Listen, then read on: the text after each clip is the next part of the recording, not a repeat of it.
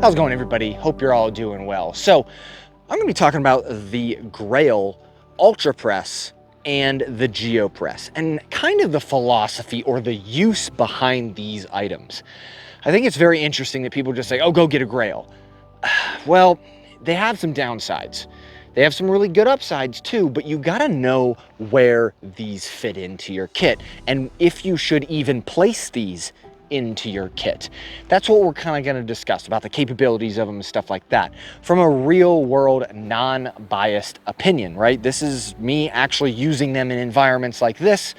And then also I am agenda free. I don't care what Grayl thinks of this video. I am going to talk about all products as non-biased as I can because I have no favoritists or nobody's like purchased these or bought them for me or anything like that. I can say whatever I want. That's the benefit. So getting into that philosophy, I know some people hate philosophy, but sometimes you kind of need to dive into it to really figure out, is this worth it? Especially at the cost, right? This one, the Geopress, which is their kind of traditional one, right? About $100. Now the Ultra Press titanium, which you see here, which titanium is pretty cool. You would think that that doubles down on things. This is $200 and a significantly smaller amount, right? So this is 16 ounces, this is 24 ounces that you can produce. Now you're starting to think into some limitations, right? As in, wow, that only gives you literally one water bottle full. That's all that this does. Okay, where can this fit in? Well, I've adopted both of these into certain kits and I'll discuss it. But immediately on discussing these, in my opinion, are an individual use item, not for other people. As in, even if we're gonna take the large one, the Geopress here, if I would take this on a hike and just say, hey, we got water purification, we're good, and I'm going with 2 or 3 other people. If they don't have any other methods to, let's say purify or filter or, filter water in general or treat, right? This is probably not a great solution. Is it possible? Yeah, sure, you could use it. It's gonna be time consuming. It's gonna be kind of annoying. And the cartridges honestly don't last that long, right? So if everybody's out of water, all 4 of us, right? And I'm like, okay, this is what we got. You're gonna dump or dunk, and then you're gonna compress and then offload. 24 ounces, that's all you get. Okay, do it again.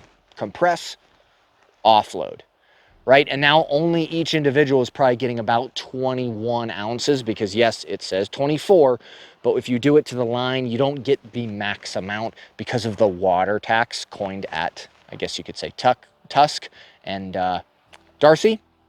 Water tax, it just is what it is. But with this, it's difficult for several people. Now, as an individual solution, like I said, pretty cool. And what do I mean by that is even with the Ultra Press is I view this, and I do run this in my kit right here horizontally. It's small enough and cylindrical to fit on my body, and I can use it as I hike or as I move, as an emergency kit, right? As I'm on the move, I'm drinking and consuming this, right? Okay, I'm out. Okay, let's progress. Oh, I found some water. Then we use it, compress it, right? Have it, drink, and then do it again. I am not using my extra canteen and water from my pack on the go if I don't have to. This is an individual use, and this is what I keep constantly using. Now, if I use all of this, haven't found water, then I dive into my pack and I'm starting to use all the water in there, right? And then I find a resource. I am not gonna use this to refill all the other water receptacles on me. I have other methods. I have a Sawyer squeeze and a H2Go Global. Those two paired together will kind of cover down on a lot, right? So there is that method of thinking, right? Now I'm just gonna use water because it's easier as a gravity fed. It can do a ton, like up to 3, 4, 5 liters, however big bladder that you have. The gravity system will just work. So with that, now there's other things in the name itself. This is a purifier.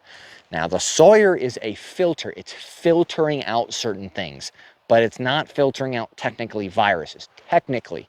Now there is that kind of gray area that viruses need to attach themselves to larger media, and then that's what stops them. But both of these are taking out a lot more. That's why they have such a little lifespan, right? Because they are taking out microplastics, they are taking out fertilizers or stuff like that, heavy metals, right? They are taking out viruses, they are taking out particulate and bacteria. These, being purifiers, are taking out more negative things from your water. Now that has a less lifespan too, because it's doing more, so it's working harder in essence, so you get a lesser lifespan. This is 65 gallons. The Sawyer Squeeze is 100,000 gallons if you backflush it, right? But then again, we're probably not getting viruses and certain types of plastics and heavy metals and other things like that.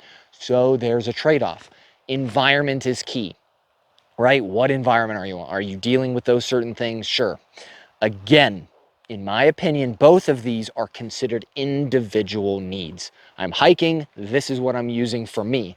If I'm going with a group of people, I'm not going to use this. It's too time consuming, but it is quick. I mean, you can dump it, press it, and drink.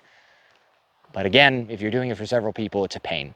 Just think about the philosophy, right? Again, I am not going to carry this large one because it is pretty heavy compared to a Sawyer Squeeze, which is like 3 ounces. And then you have this, which arguably I don't know off the top of my head. I think this is 17 ounces. And that's like 17 ounces, 3 ounces. Like, man, it's going to be tough. Granted, if you look at Appalachian Trail hikers, they are not using these, at least the ones that I have researched and followed, because they're too heavy and they don't do enough. Maybe some of them are. I'm not saying all of them, right? Relax. Haven't researched it. Quick note, one easy way to find all the products that I've used in today's video or previous videos is in the description box below. There is a direct web store that goes directly to Amazon. If there's a product on there that I like, it is on that web store. So if it is not on there, that means I haven't used it and I don't like it. It's easy for you to find. It's all categorized as in bug out bag, water purification. You click on that tile, it brings up all the products I have ever used, and I vet, as in say, I like this product, you can trust it. So go there, it's helpful for you, easy to find, and it helps the channel out. I greatly appreciate it. Next is cost. Before we sign out here, right? Cost. This is $100, this is $200. And if you look on the bottom right here, it says made in China, but it says designed in the USA. So it's designed in the USA, made in China.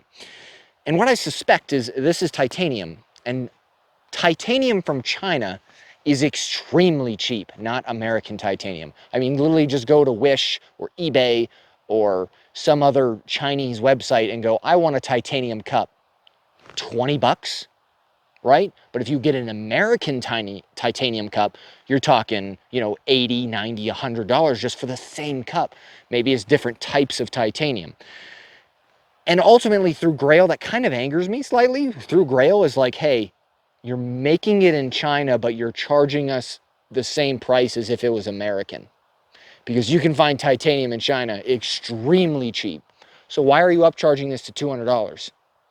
Kind of frustrating is what it is. I don't know. I don't have all 100% of my facts, but literally if you put made in China on the bottom, I'm suspecting that is where you're getting your titanium from. Unless you're using a premium Chinese titanium, which I don't know from a manufacturer perspective why you would, because it's probably doing the same exact thing. But anyways, why are you upcharging us so much for this, right? When it's titanium. It's probably the design and upcharge. It is what it is. Grayl, so the larger one, I do not carry this one in any of my emergency kits. This is an everyday carry use for me. I use it more of as a water bottle, and then as I'm about, like, hey, I need water, cool, you can take water, compress it, and go.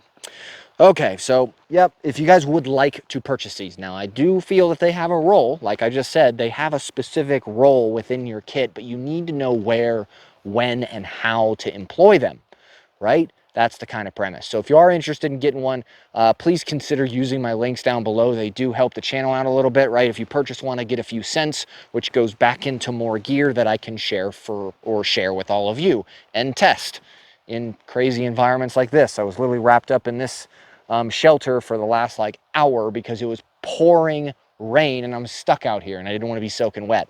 So I just kind of hung out under there for a while and waited for it to stop raining. But we also have Patreon, PayPal, all that kind of stuff. So I highly recommend go take a look at that if you would like. But yeah, use the links. I greatly appreciate it. And I'm going to get to testing more stuff because the rain's starting to lighten up a little bit. And that's the whole purpose that I'm out here, is filming and, well, a lot of testing that you guys don't end up seeing. But anyways, video's going on too long. I wanted to discuss about the Grayl and their use and their philosophy. Hope you enjoyed it. Have a great day.